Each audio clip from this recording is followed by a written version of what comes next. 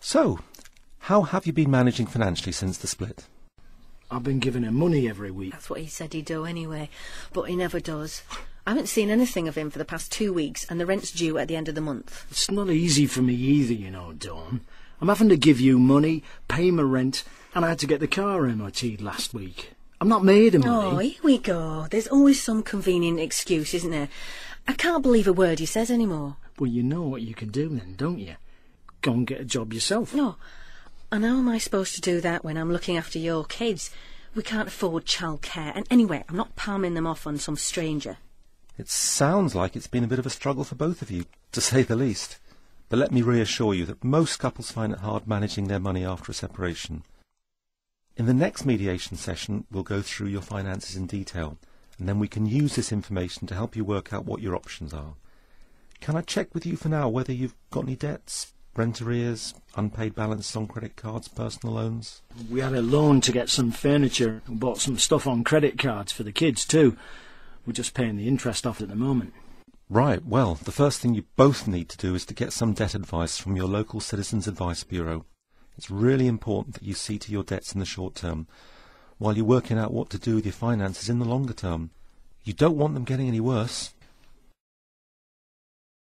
Ross and Dawn are in their mid-30s with 2 young children. Dawn threw Ross out of the family home after she found out he'd been having an affair. The children stayed with Dawn.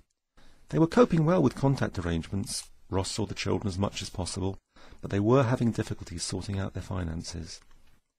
It was my job as a mediator to help them think about what options they had and to decide what was going to work best. After we went through their finances in the second session, it was fairly clear it would be best for both of them if Dawn went back to work part-time.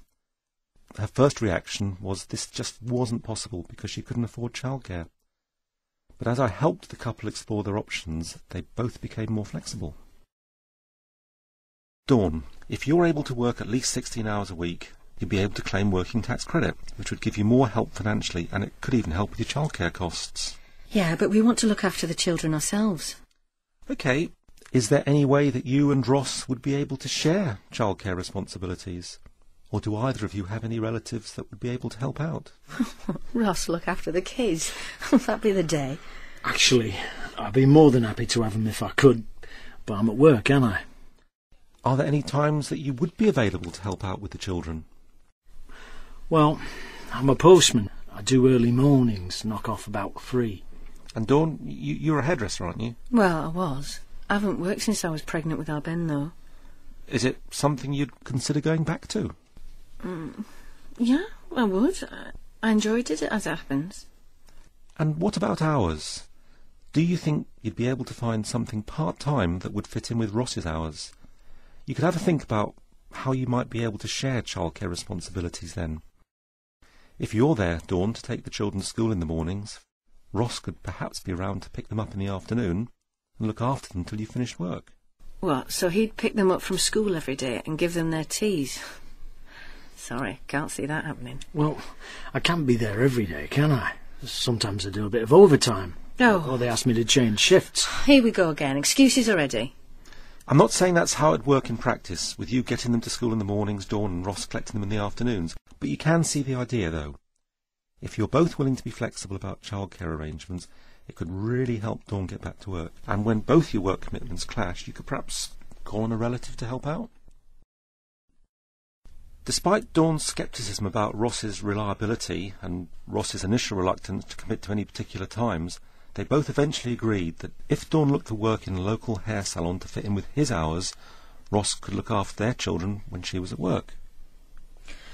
Well, thanks for your help. Best of luck with the job hunt. Dawn, do you want to lift home? Well, I thought we had money problems before, but when we split up, I didn't know how I was going to keep my head above water. Things were getting worse and worse. I couldn't see a way out. There was no way we'd have been able to sit down together and sort it all out if we hadn't gone to mediation. It's such a relief to get back on the right track again. I was terrified that I was going to lose the flat, and I can't wait to get back out to work and start getting rid of all these debts. You know, it'll be great to be me again after all that's happened, not just a wife and mother. Could family mediation help you, a member of your family, or one of your friends sort out the practical side of their separation?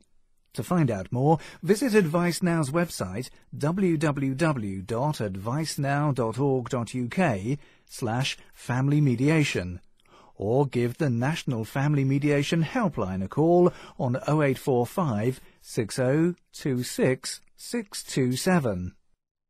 This podcast is part of a range of resources produced by Advice Now's Family Mediation campaign.